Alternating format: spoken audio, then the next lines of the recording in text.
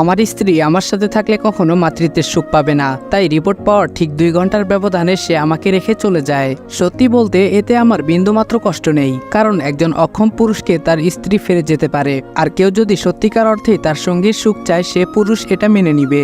যখন ডাক্তার এই রিপোর্ট দিয়েছেন তারপর থেকে কেউ কারোর সাথে কোনো কথা বলছিলাম না। হাসপাতাল থেকে বাড়ি ফেরা পর্যন্ত পুরো পথটায় ঘন্টাখানিক হবে। মাহিরা বেডরুমের দরজা লক করে রেখেছিল।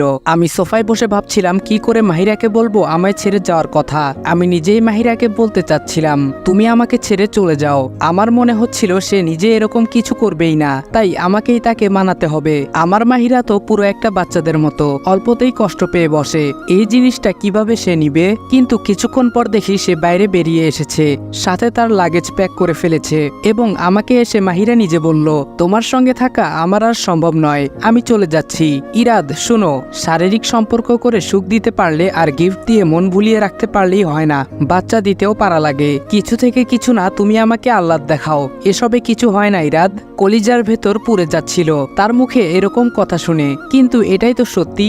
আমি তো এটাই বলতে চাচ্ছিলাম যে চলে যাও আমাকে ছেড়ে আর সুখী হও। তবুও কেন এত মন জ্বলে যাচ্ছিল?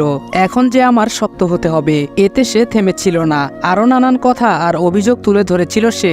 আমি সব চুপচাপ শুনছিলাম মাথা নিচু করে। বরাবরই মাহিরা অভিযোগ করলে আমি মাথা নিচু করে শুনে যেতাম। ওকে যে অনেক ভালোবাসি, কখনো কষ্ট দিয়ে কথা বলতে পারিনি, আজও তাই করছিলাম। কিন্তু কষ্টটা তখনই লেগেছিল যখন তার মুখেই জানতে পারলাম সে আমার সাথে থাকা অবস্থায় পরকীয়ায় লিপ্ত ছিল। ভিডিওটির এ পর্যায়ে আমি আপনাদের কাছ থেকে কিছু সময় চেয়ে নিচ্ছি। বর্তমানে বিশ্বের অন্যতম জনপ্রিয় ও বিশ্বস্ত অনলাইন গেমিং প্ল্যাটফর্ম অনেক্সের সাথে তোমাদের পরিচয় করিয়ে দিতে চাই, যেখানে আমার কয়েকজন বন্ধু রাহাত, জয়, হাবিব ওরা অলরেডি অ্যাভাটার গেম খেলছে আর নিজেরাই আয় করছে। এই অ্যাপে আপনারা সমস্ত লাইভ ম্যাচের লাইভ ও ফলাফল দেখতে পারবেন, এমনকি স্কোর অনুমান করে উপার্জন করতে পারবেন। আর ওয়ানেক্স অ্যাভাটার গেমে রয়েছে আকাশ ছোঁয়ার আয় করার সুযোগ। এক ক্লিকে প্লেন উড়াও, টাইম বুঝে ক্যাশ আউট করো, যত বেশি সময় অপেক্ষা তত বেশি ইনকাম। আর এখন চলছে দুনিয়া কাঁপানো অফার। পিন কমেন্টে থাকা লিঙ্কে ক্লিক করো, রেজিস্ট্রেশন করো। রেজিস্ট্রেশনের সময় promo code Ridwan F use করো, তাহলেই তুমি পাবে প্রথম ডিপোজিটে 200% বোনাস আপ টু 12,000 টাকা পর্যন্ত। সেই সাথে আরো রয়েছে 2,10,000 টাকা পর্যন্ত বোনাস সহ ফ্রি বোর্ড বোনাস পাওয়ার সুযোগ। তাই আমি বলবো একবার চেষ্টা করে দেখুন। অনেকের ভাগ্য পরিবর্তন হয়েছে, আপনারও হয়ে যেতে পারে। আর বিকাশ, নগদ বা রকেট ইউজ করলে জমা আর উত্তোলন দুইটাই হবে ঝামেলাহীন। তাহলে আর দেরি কিসের? রেজিস্ট্রেশনের জন্য পিন কমেন্টে থাকা লিঙ্কে ক্লিক করো আর রেজিস্ট্রেশনের সময় প্রোমো কোড রিদওয়ান এফ ব্যবহার করে বোনাস পান। মাহিরা বলল আমি তামিমকে ভালোবাসি, এখন তোমার প্রতি আমার আর কোনো রকমের ইন্টারেস্ট কাজ করে না। ইরাদ আমি বললাম মাহিরা তুমি একজন বিবাহিত নারী, কি বলছো এসব?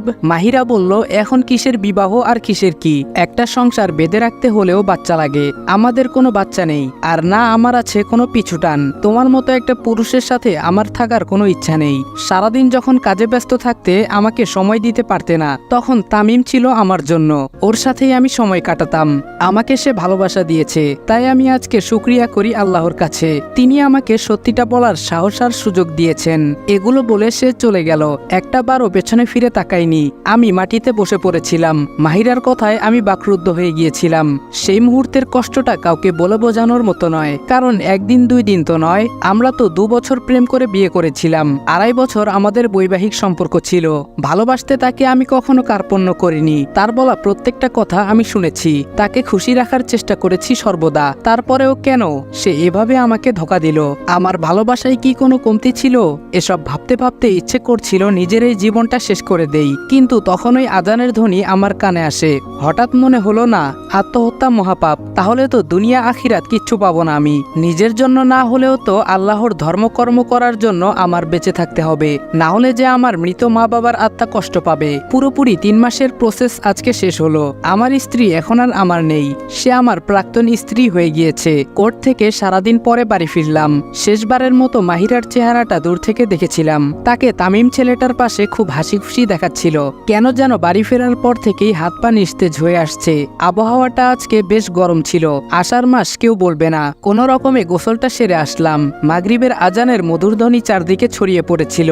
আজান শেষে নামাজ পড়ে কোনো মতে এসে বিছানায় গা এলিয়ে দিলাম। মনের ভেতরটা হাহাকার করছে, সবকিছু অসহ্য লাগছে। বাসায় আমি একা থাকি। মা বাবার যাওয়ার পরে আর কেউ নেই আমার। এখন কোনো কাজের লোকও তেমন রাখি না। মাহিরা যাওয়ার পরে ড্রাইভার কুক দুইজনেই বাদ দিয়ে দিয়েছি। শুধু আছে একজন বুয়া, যে সবকিছু দিনে এসে করে যায়। আমি সারাদিন অফিসেই পড়ে থাকি, রাতে এসে বাসায় ঘুমাই শুধু। এখানে যে প্রতিটি কোনায় কোনায় মাহিরার স্পর্শ। আমি এসব ভুলে কি করেই বা থাকবো। আল্লাহকে প্রতি মুহূর্তে বলি, আমাকে তুমি শান্তি দাও। এই কষ্ট যে আমি আর নিতে পারি না। কিছুক্ষণ পরে মোবাইলটা বেজে উঠলো। সেটা ড্রেসিং টেবিলের সামনে ছিল, তাই আমি উঠে যেতে যেতে কলটা কেটে গেল। কলটা ব্যাক করব, তখন দেখি ফোনের চার্জ শেষ। ফোনটা চার্জে দিয়ে জানালা দিয়ে বাইরে তাকিয়ে দেখলাম মুষলধারে বৃষ্টি হচ্ছে। বাইরে ঠিকভাবে কিছু দেখাও যাচ্ছে না। এই গরম, এই ঝড়, আল্লাহ পাক মহান, কখন কি হয় কেউ তা বুঝতে পারে না। এই সবই ভাবছিলাম, হঠাৎ কলিং বেলের আওয়াজ পেলাম। ডুপ্লেক্স বাড়ি হবার কারণে আমার বেশ খানিকটা সময় লেগে গেল ওপর থেকে নিচে নেমে দরজা খুলতে। দরজাটা খোলার সাথে সাথেই একটা মেয়ে কান্না করতে করতে আমার বুকে ঝাপটে পড়লো। সে আমাকে এমনভাবে জড়িয়ে ধরে রেখেছে যেন তার অনেক দিনের হারানো কিছু সে ফিরে পেয়েছে। কয়েক সেকেন্ডের ভেতরে এমন কিছু ঘটে যাওয়াতে আমি সম্পূর্ণ স্তব্ধ হয়ে যাই। কোনো মেয়ে হঠাৎ করে যদি একটা অচেনা ছেলের বুকে আশ্রে পড়ে বাচ্চাদের মতো কান্না করতে থাকে, এতে যে কোনো মানুষেরই অবাক লাগবে। আর যদি এটা নিজের সাথে ঘটে তাহলে তো আর কিছু বলারই বাকি থাকে না। আমি আপাতত বিস্ময়ের চূড়ান্ত পর্যায়ে আছি এবং মেয়েটি আমাকে শরীরের সমস্ত শক্তি দিয়ে ধরে রেখেছে। তার হাত পা কাঁপছে। তাকে কিছু জিজ্ঞেস করব, কিন্তু তার সুযোগও নেই, কারণ কান্না করতে করতেই কিছু মুখে শব্দ করছে। সে কি যেন বলতে চাচ্ছে, কিন্তু এত কান্নার মাঝে সব যেন অস্পষ্টভাবে উচ্চারিত হচ্ছে, যার ফলে আমি কিছুই বুঝতে পারছি না। হঠাৎ করে সে অজ্ঞান হয়ে গেল। আমি ভেবে পাচ্ছি না কি করব। 2-3 মিনিটের মাথায় কি থেকে কি ঘটে গেল। এমত অবস্থায় আমি মেয়েটিকে ভেতরে নিয়ে এসে একটা গেস্ট রুমে শুইয়ে দিলাম। মেয়েটার চেহারা একদম গোলাপি হয়ে আছে, তার গায়ের সমস্ত কাপড় ভেজা। মেয়েটা যে একদম ফর্সা বোঝা যাচ্ছে, কিন্তু হাতে গলায় অনেকগুলো লাল দাগ। কিছু কিছু দাগ একদম নীলবর্ণ ধারণ করেছে। বোঝা যাচ্ছে কেউ তাকে অনেক বেশি পরিমাণে মেরেছে। সে যখন আমাকে ধরে রেখেছিল তখন তার গা একদম গরম ছিল। হয়তো অনেকক্ষণ বৃষ্টিতে ভেজার ফলে তার জ্বর এসেছে। তাকে বেশ কয়েকবার ডাক দিলাম, কিন্তু কোনো সাড়া শব্দ পেলাম না। তার সেন্স নেই একেবারেই। এমন অবস্থায় আমি পড়ে গেলাম মহা মুশকিলে। তার জ্বর বাড়ছে ক্রমাগত। বাহিরে বৃষ্টিও যেন থামার নাম নিচ্ছে না। কিছুক্ষণ পরে মনে পড়লো পাশের বাসায় এক বয়স্ক দম্পতি থাকেন। তারা উভয়ই ডাক্তার, দাদা ভাই আব্দুল্লাহ ও সুরাইয়া দাদু। তারা আমাকে ছোট থেকেই অনেক ভালোবাসেন। আমার আর মাহিরার বিয়েতেও ওনারা অভিভাবকের মতো সব করেছিলেন এবং আমার এই দুর্দিনে মাহিরা আমাকে ছেড়ে যাওয়ার পরে কেউ খোঁজ না নিলেও দাদু আর দাদা আমার খোঁজ ঠিকই রেখেছেন। আমার মনে হচ্ছে এই মুহূর্তে সুরাইয়া দাদুকে ডেকে আনাই শ্রেয়। যেই কথা সেই কাজ। মেয়েটিকে বাসায় লক করে এই বৃষ্টির মধ্যেই আমি প্রায় দৌড়ে গেলাম দাদুর বাসায়। দরজায় নক করতেই সুরাইয়া দাদু নিজে এসে দরজা খুললেন। চশমা পড়তে পড়তে ভ্রু কুচকে আমার দিকে তাকিয়ে চিনতে পেরেই একটা হাসি দিয়ে দাদু বললেন, আরে দাদু ভাই যে, সে কি, তুমি তো একদম ভিজে গিয়েছো, তাড়াতাড়ি ভেতরে আসো। আমি বললাম, দাদু আমার সাথে একটু বাসায় চলুন, অনেক জরুরি দরকার। দাদু বলল, কেন, কি হয়েছে? দাদুকে পুরো ঘটনাটা বললাম। আমি বললাম, দাদু আগে চলুন প্লিজ।